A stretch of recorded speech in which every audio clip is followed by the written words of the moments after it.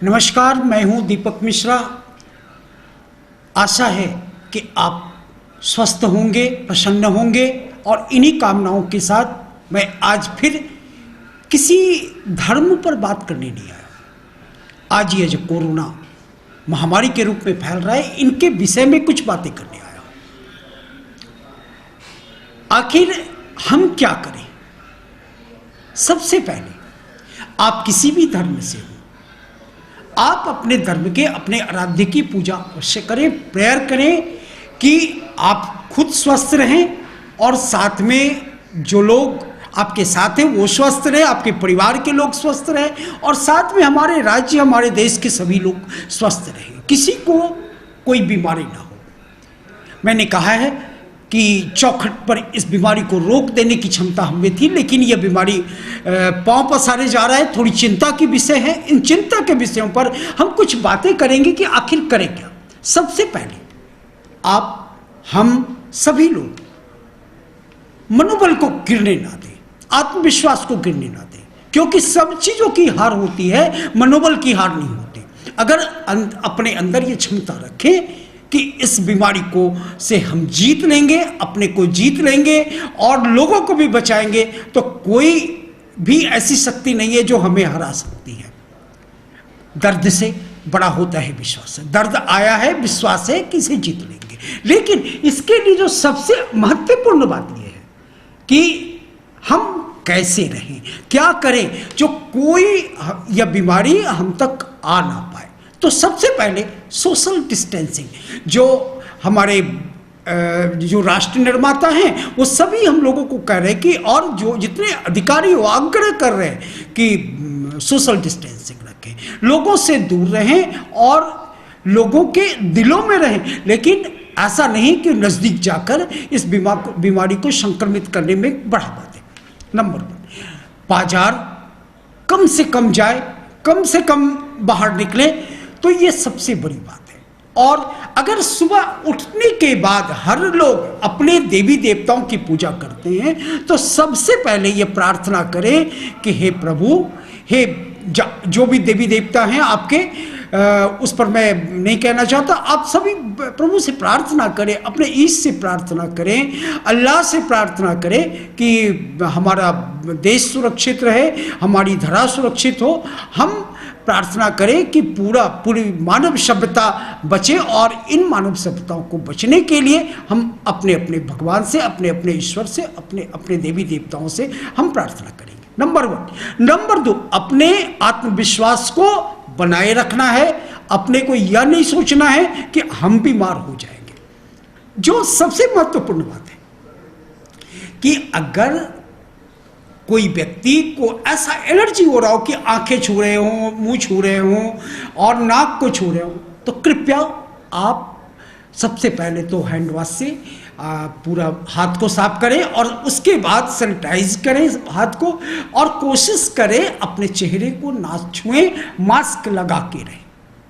अभी मैं भी मास्क लगाया हुआ था, क्योंकि आपके सामने कुछ बोलना है, इसलिए अभी मास्क को हटाया और दूर दूर तक कोई नहीं है।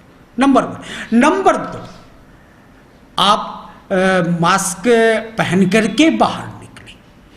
साथ ही अगर गले में कोई दिक्कत हो रही हो तो गार्गलिंग करें, गार्गल करें, गले को साफ रखें, गले में कोई इन्फेक्शन ना होने दें। अगर कुछ ज़्यादा हो रहा हो तो नींबू पानी का सेवन अवश्य करें। नींबू पानी विटामिन सी है, विटामिन सी से गले के खराश और गले के इन्फेक्शन खत्म हो जाते हैं। अगर मिथुन राशि के जातक हैं, क्योंकि मैं ज्योतिष का विद्यार्थी हूं तो कुछ ना कुछ तो मैं ज्योतिष पर बात करूंगा ही, तो आप अगर मिथुन राशि के जातक हैं और गले में इन्फेक्शन हो तो आप नींबू का सेवन अवश्य करें और भगवान से प्रार्थना करें। जो भी देवी देवता है उनसे जरूर एक दीपक जलाकर, दिया जलाकर आप प्रार्थना करें कि आपको किसी प्रकार का संक्रमण ना हो। नंबर 2, एक दीपक, जो बार बार मैं कह रहा हूं कि घर को अंधेरा करके एक दीपक हर दिन रात्रि में घर के बाहर जलाएं। इसके बड़े प्रयोग हैं।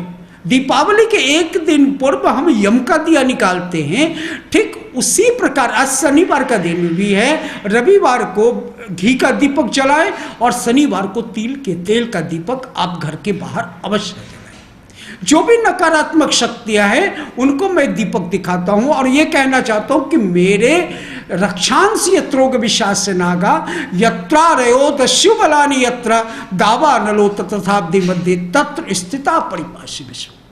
हम प्रार्थना करेंगे कि हम कितना भी दावा नल में हो, कितने भी आग में जूझ रहे हो, कितने भी महामारी हो, उन महामारियों से प्रभु मेरी रक्षा करे, माता रानी हमारी रक्षा करे। सबसे बड़ा मंत्र अधिक दिनों तक जीने के लिए, मृत्युंजय यानी मृत्यु को पर विजय प्राप्त करने के लिए एक मंत्र बार बार मैं कहता हूं कि महामृत्युंजय मंत्रों का जितना आप हम सब मिलकर के जितना हम सब मंत्र का जाप करेंगे उतना हमारे शरीर में रोग प्रतिरोधक क्षमता बढ़ेगा। और साथ में मनोबल अगर कम हो रहा हो, कॉन्फिडेंस की कमी हो, तो हम सबों को गायत्री मंत्र का जाप अवश्य करना चाहिए। साथ ही एक मंत्र और, अगर राहु की महादशा हो, क्योंकि अगर राहु चल रहा होगा ना, राहु की महादशा हो, अंतरदशा हो, प्रत्यांतर हो, सूक्ष्म दशा हो, प्राण दशा हो, तो ऐसी स्थितियों में एक अचूक सा बात मैं बताना चाहता हूं।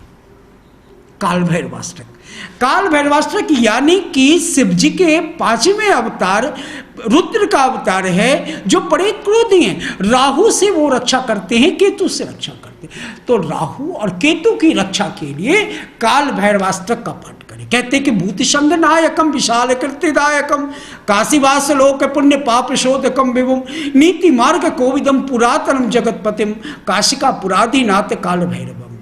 काल भैरव स्तोत्र का पाठ करें, नित्य पूजा प्रकाश में आपको काल भैरवाष्टक मिल जाएगा। बस काल भैरव की आराधना करें, कोई भी रोग नहीं होगा। लेकिन सबसे बड़ी बात है प्रिवेंशन, सबसे बड़ी बात है कि अपने को सुरक्षित रखें। अगर सब्जी ला रहे हैं तो सब्जी को धोकर जरूर बनाएं, पकाएं। अगर पकाने के पहले सब्जी को गर्म पानी से धोएं। साथ ही आइसक्रीम का सेवन न करें। मैं बच्चों से खास तौर पर कहना चाहता हूं आज कि बच्चे अपने मम्मी पापा को आइसक्रीम की जिद ना करें, क्योंकि ये आइसक्रीम आपको भी नुकसान कर सकता है और मम्मी पापा अगर खा लिए तो उनको भी नुकसान कर सकता है। इसलिए आइसक्रीम बिल्कुल नहीं।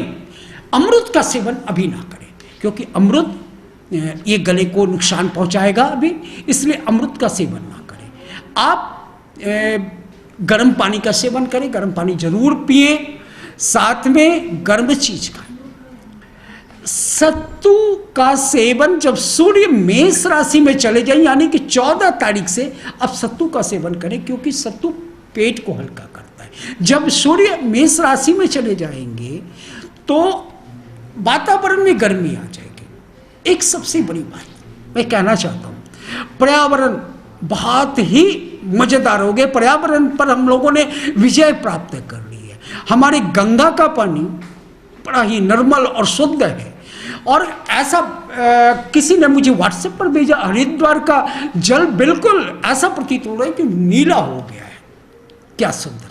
हमने पर्यावरण पर, प्रदूषण पर विजय प्राप्त कर लिया है। कहते हैं ना कि अमंगल में विभुन, न जाने कितने मंगल छुपाए रहते हैं। ये अमंगल जरूर आया, लेकिन हमने मंगल बना लिया है, प्रदूषण पर विजय प्राप्त कर लिया है। हमारे वातावरण बड़ा स्वच्छ हो गए हैं, तो एक शुद्ध हम हवा ले रहे हैं, ऑक्सीजन ले रहे हैं। हमारे अधिकांश लोगों के रोग प्रतिरोधक क्षमता बढ़ गया है, रोग कम हो रहे हैं। सिर्फ कोरोना पर विजय प्राप्त करना है, और कोरोना पर विजय प्राप्त करने के लिए हमें संक्रमित नहीं होना है।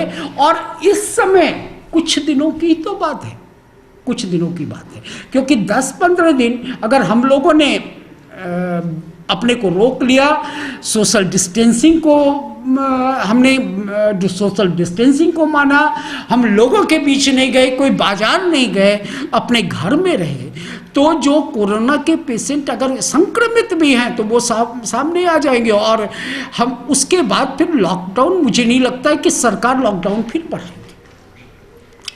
एक बात मैं आप सबों से गुजारिश करूंगा, स्पेशली बैंकों में लोगों के अकाउंट में, बीपीएल लोगों के अकाउंट में कुछ पैसे आए हैं।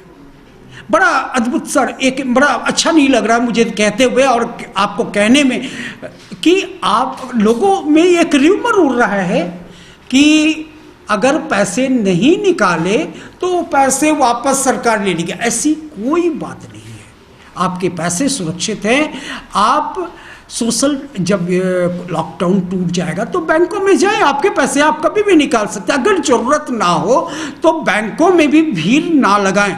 मैं एक ज्योतिष हूं और हमारा कर्तव्य है कि मैं आपको आगाह करता रहूं, आपके भविष्य की कामना करता हूं, आपके शुद्ध भविष्य की कामना करता हूं, आपको स्वस्थ रखना चाहता हूं। इसलिए बैंकों में आप भीड़ ना लगाएं और बैंकों में आपके जो पैसे सरकार ने भेजे हैं वो शुद्ध रूप से आपके हैं, वो कोई वापस नहीं ले रहा है।